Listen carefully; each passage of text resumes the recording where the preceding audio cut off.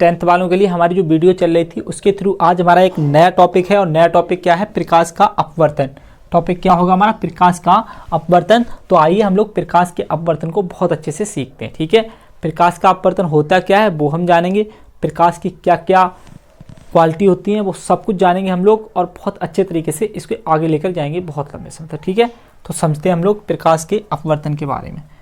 तो देखो प्रकाश का अपवर्तन होता क्या है, आपको पहले ही बताया गया है प्रकाश के परावर्तन में, और आज हम लोग प्रकाश के अपवर्तन में भी सीखेंगे। देखो मैं यहाँ पर क्या कर रहा हूँ, कुछ आपको सबसे पहले समझाऊंगा। एक तो आपको समझाऊंगा कि सघन माध्यम क्या होता है, एक आपको समझाऊंगा विरल माध्यम क्या होता है। तो सर अगर आप सघन माध्यम और विरल माध्यम समझ गए तो आपको प्रकाश के अपवर्तन को समझने में कतई दिक्कत नहीं आएगी। ठीक है सर, ठीक है, बिल्कुल सर। तो समझें आप, देखो सघन माध्यम क्या होता है, आप इस चीज के लिए थोड़ा सा अच्छे से समझना। सघन माध्यम वैसे तो आप समझो कि दो माध्यमों की तुलना में जो एक कठोर माध्यम होता है उसी को हम सघन माध्यम कहते हैं, और किन्हीं दो माध्यमों की तुलना में एक हल्का माध्यम है तो उसे हम क्या कहते हैं, विरल माध्यम कहते हैं। जैसे मैं यहाँ पर कोई दो माध्यम ले लूँ, एक ले लूँ कांच और एक ले लूँ सर जल, तो मैं ये देखूंगा ऐसी कौन सी दोनों में से ऐसी कौन सी पदार्थ है, ऐसा कौन सा पदार्थ है जिसे मैं बहुत अच्छे से उपयोग में ला सकता हूँ, या और साधारण भाषा में बोलें बहुत अच्छे से हम लोग उसमें कार्य कर सकते हैं, बहुत अच्छे से कौन सा कोमल हो सकता है। आप ऐसे समझें इन दोनों में से सबसे ज़्यादा कोमल कौन सा होगा जिसे बहुत अच्छे से इस प्रकार से कर सकें। तो सबसे कोमल क्या होगा, जल होगा। इन दोनों में सबसे कोमल कौन होगा, जल होगा। तो जो कोमल होता है वो तो विरल होता है, और जो कठोर होता है वो सघन होता है, ये ध्यान रखना आप। ठीक है, मैं यहाँ पर और ले रहा हूँ, जैसे मैं यहाँ ले लूँ वायु और जल, वायु और जल ले लूँ। सर मैं यहाँ पर दो चीज़ें ले ली, वायु और जल। अब बताओ जल और वायु में सबसे ज़्यादा कोमल कौन है, हम सबसे तेज वायु में तैर सकते हैं या जल में तैर सकते हैं। सर वो भी बात छोड़ो, हम सबसे तेज वायु में भाग सकते हैं या जल में भाग सकते हैं। सर हम सबसे तेज किस में भाग सकते हैं, वायु में भाग सकते हैं, जल में इतनी तेज नहीं भाग सकते। तो वायु हमारा कैसा माध्यम होगा, एक कोमल माध्यम होगा, इसीलिए इसे हम विरल माध्यम कहेंगे। और जल हमारा एक कैसा होगा, इसकी तुलना में कठोर माध्यम होगा, इसीलिए इसे हम क्या कहेंगे, सघन माध्यम कहेंगे। तो सर आपके समझ आ गया होगा कि सघन माध्यम वह माध्यम होता है जो किसी दो माध्यमों की तुलना में एक कठोर माध्यम होता है। ठीक है, ये बात ध्यान रखना आप लोग। अब हम आगे चल रहे हैं, सघन माध्यम और विरल माध्यम आपके समझ आ चुका होगा। हमारा टॉपिक क्या है, प्रकाश का अपवर्तन। तो प्रकाश के अपवर्तन के लिए इसकी बहुत आवश्यकता थी, इसलिए हमने आपको बता दिया कि प्रकाश का अपवर्तन होता क्या है। सर अब आप समझें कि इसमें क्या है क्या नहीं है। देखो थोड़ा सा अच्छे से समझना आप लोग, प्रकाश के अपवर्तन को आप ऐसे समझो, मैं यहाँ पर कोई दो माध्यम ले रहा हूँ। कितने माध्यम, दो माध्यम। सर ऊपर वाले माध्यम को मान ले रहा हूँ कांच, ठीक है, और नीचे वाले माध्यम के लिए सर मैं जल मान ले रहा हूँ। क्या मान ले रहा हूँ, जल। ठीक है सर, ठीक है। अब देखो यहाँ पर मैं क्या कर रहा हूँ, एक अभिलंब डाल दे रहा हूँ। क्या डाल दे रहा हूँ, एक लंब डाल दिया मैंने। ऐसा ही नीचे वाले माध्यम के लिए डाल दे रहा हूँ। ठीक है सर, मैंने एक लंब डाल दिया, यानी अभिलंब ऊपर वाले माध्यम के लिए डाल दिया और यही लंब एक नीचे वाले माध्यम के लिए डाल दिया। सर कोई दिक्कत वाली बात नहीं। सर समझो आप, ऊपर तो हमारी कांच है, नीचे हमारा क्या है, जल है। इन दोनों की तुलना में, अगर इन दोनों की तुलना की जाए तो बताओ जल सघन माध्यम है या कांच सघन माध्यम। आप कहोगे सर अगर दोनों की हम तुलना करें, अच्छे से देखें कौन सा कोमल है, तो इनमें सबसे ज़्यादा कोमल दिखेगा जल। तो जो कोमल होता है वो तो विरल होता है। तो सर ये तो हो जाएगा हमारा विरल माध्यम। कौन सा माध्यम, विरल माध्यम। और ये हमारा कौन सा हो जाएगा सर, सघन माध्यम हो जाएगा। कौन सा हो जाएगा, सघन माध्यम। सर जब ये हमारा विरल माध्यम है, ये हमारा सघन माध्यम है, तो आप ही बताओ हमें थोड़े अच्छे से कि अब इसका मोटिव क्या है प्रकाश के अपवर्तन में। सर हम आपको बताते हैं इसका मोटिव क्या है। देखो यहाँ से चली, मान लो कोई प्रकाश किरण, कहाँ से चली, यहाँ से चली है, और वह प्रकाश किरण चली आ रही है इस प्रकार से, इस प्रकार से आ रही है। सर इसे जाना कैसे चाहिए था, बिल्कुल सर जैसी आ रही है वैसी जाना चाहिए इसे। सही बात है सर, बिल्कुल सही बात है।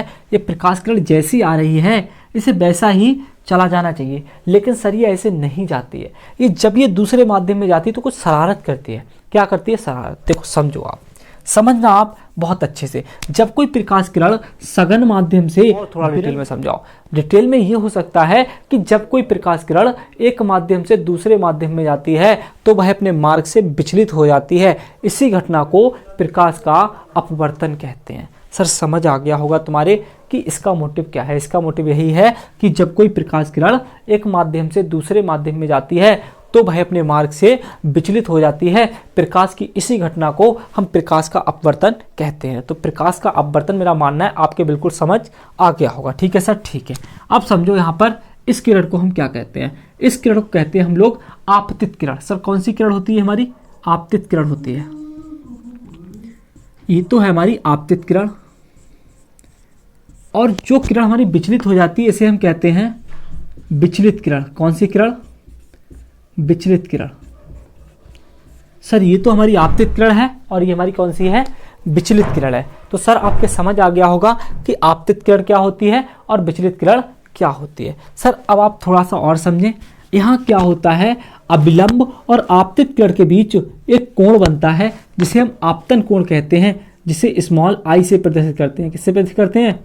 स्मॉल आई से प्रदर्शित करते हैं। और यहाँ अभिलंब और विचलित किरण के बीच एक कोण बनता है जिसे हम किससे प्रदर्शित करते हैं?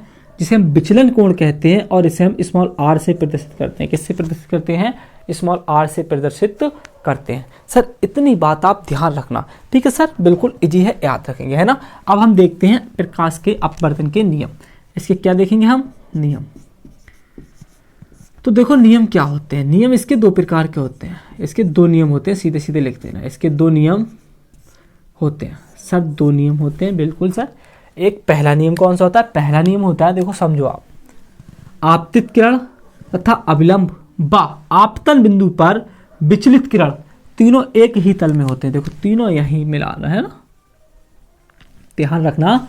आपतित किरण तथा अभिलंब और आपतन बिंदु पर विचलित किरण तीनों एक ही तल में होते हैं। ये तो हो गया इसका पहला नियम, ठीक है। अब हम लोग किस नियम पे जाएंगे? दूसरे नियम पे जाएंगे। किस पे जाएंगे? दूसरे नियम पे। और दूसरा नियम बहुत महत्वपूर्ण नियम होता है, ये बात आप ध्यान रखना। देखो इसका दूसरा नियम क्या है?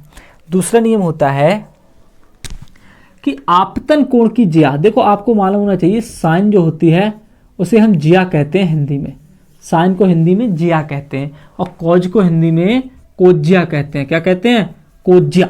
कॉज को हिंदी में कोज्या कहते हैं। इस प्रकार से ध्यान रखना आप लोग, ठीक है। ये हिंदी वाले वर्ड हो गए हमारे, कीवर्ड जो हम यूज करते हैं।